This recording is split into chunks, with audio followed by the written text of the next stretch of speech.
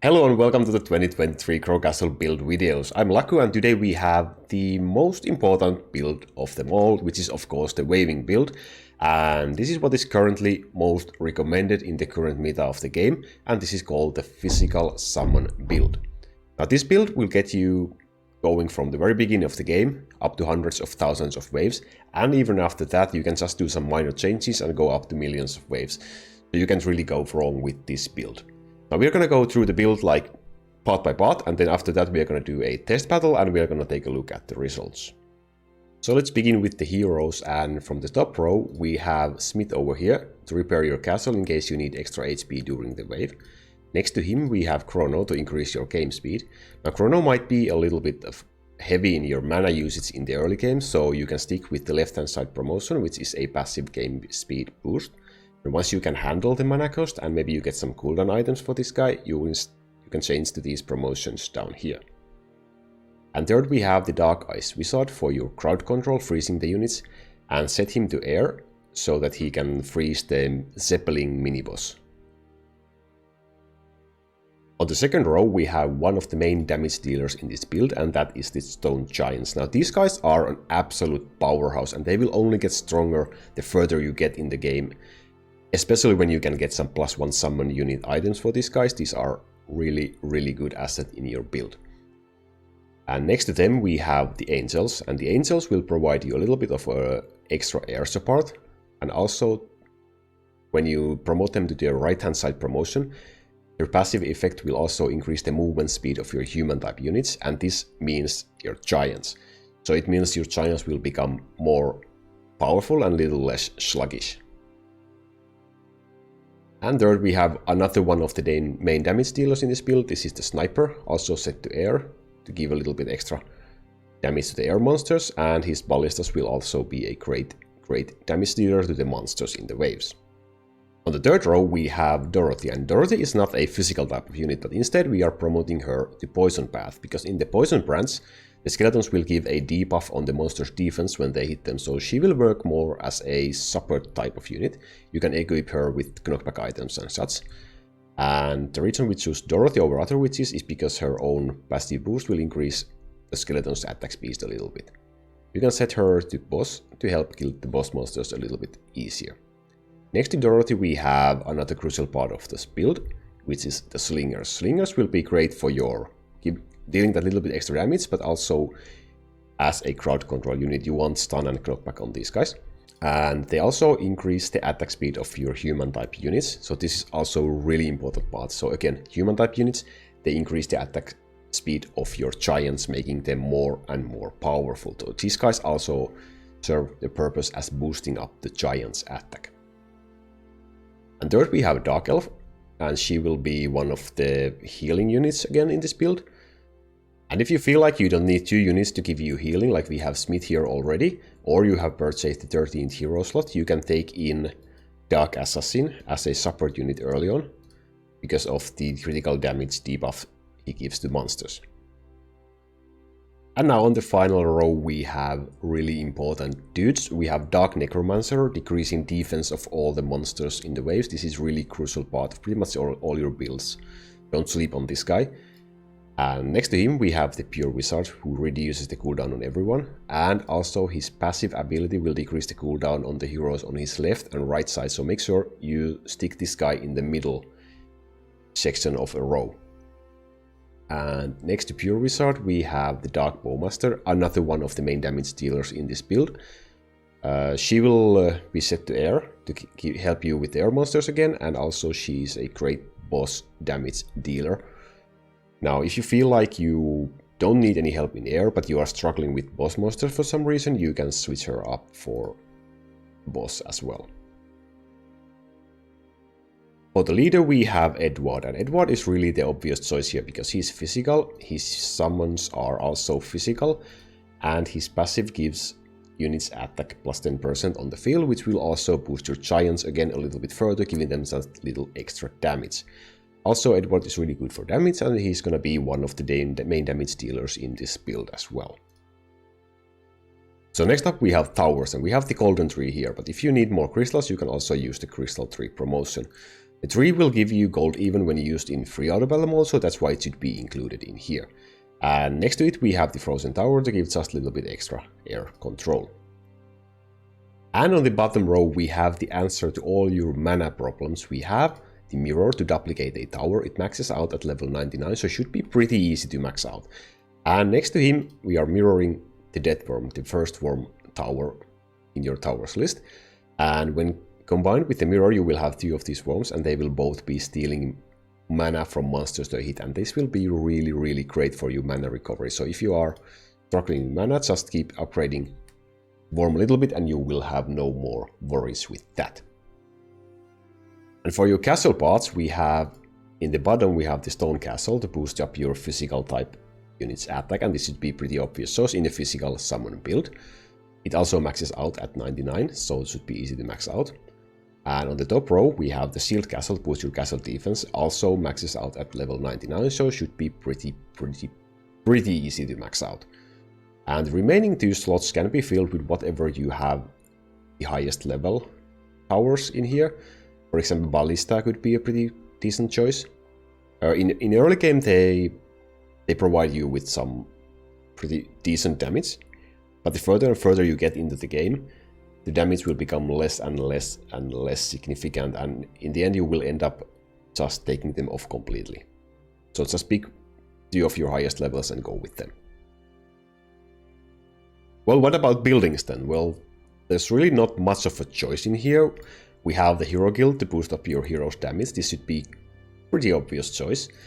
Next to it we have the spring water to reduce the cooldown of all your units, and this is really good. In general you want your cooldowns to be as low as possible in this game.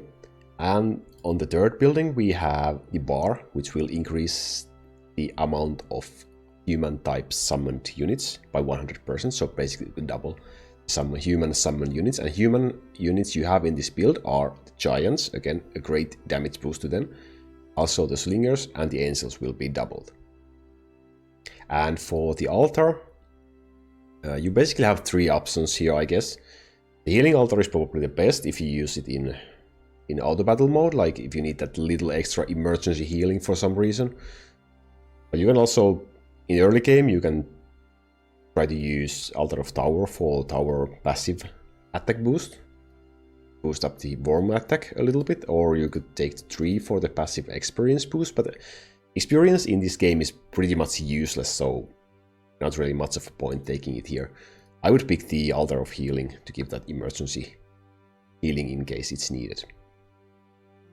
So we have 3 things left, so let's start with taking a look at the Monster Lab. And the Monster Lab is really crucial part, and it's also a really simple part. Just make sure you pick up a physical damage plus 15% boost for every unit in here. It's pretty simple in a physical build, but it's something that might be overlooked or forgotten, especially if you are a new player starting out with the game. Great, so let's take a look at the treasures, and there might be a little changes in here, so let's go through them really quick.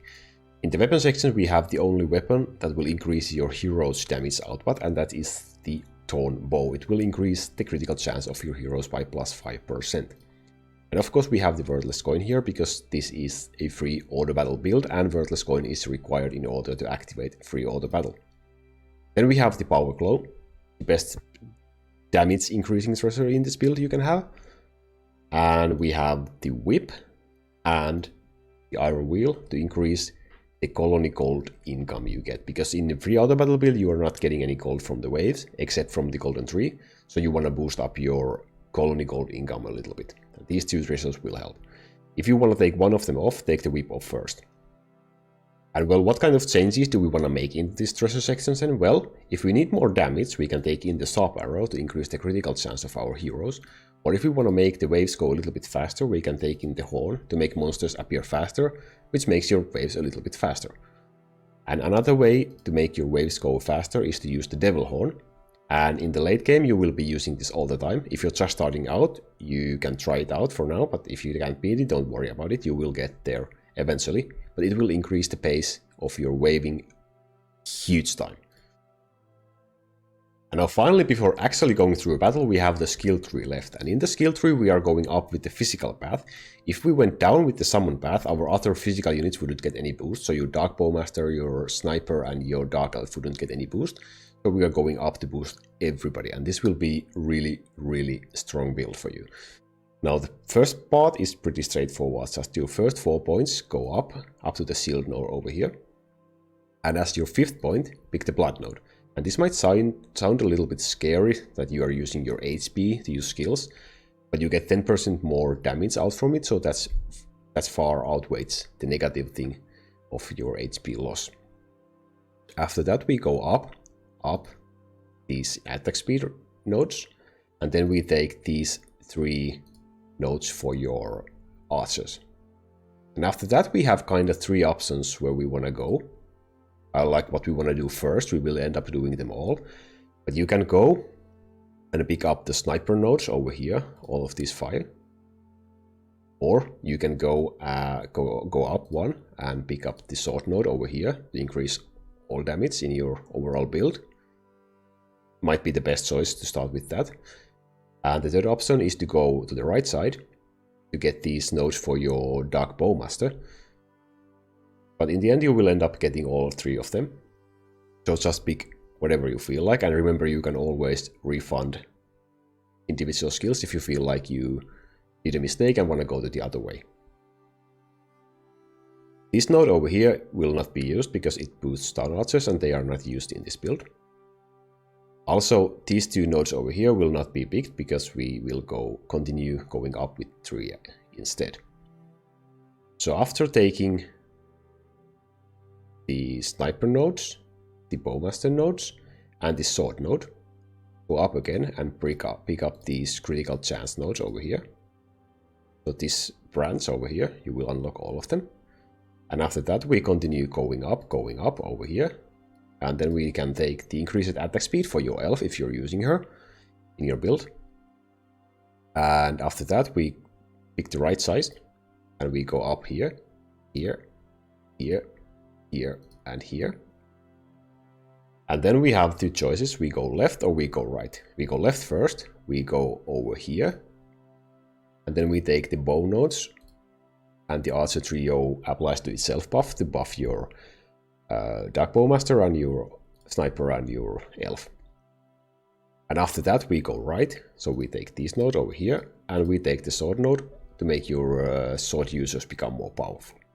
Now I will include a picture of a more advanced skill tree in the comment section below, so please make sure to check that out. Now it's finally time to go through an actual battle and show you this build in action. Now you may have noticed we don't have any Town Archers equipped in this build, and that's mainly because in the current state of the game they don't scale well with the skill tree, and also they are quite expensive to keep up leveled in a decent level. So it's just more easier and cost efficient to go with the hero builds, and this will work for you in your thousands and hundreds and thousands and millions of waves. So don't worry about using your Town Archers. If you have leveled them, and they are doing great damage for you now, you can still keep using them and just stop upgrading them. And once you see their damage output drop, just take them off and use this build over here.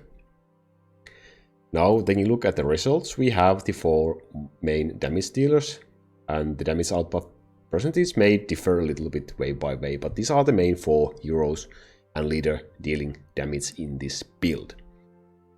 Now, if you have any questions, please do leave a comment down below. I will do my best to give you an answer, and I hope I went through this build in an understandable manner. And of course, I want to thank you so much for watching all the way through here. This was probably way longer than I anticipated, but we got it done, and now you have the current meta build for you to use in Crow Castle. So thank you for watching, and I will see you next time. Stay safe and goodbye!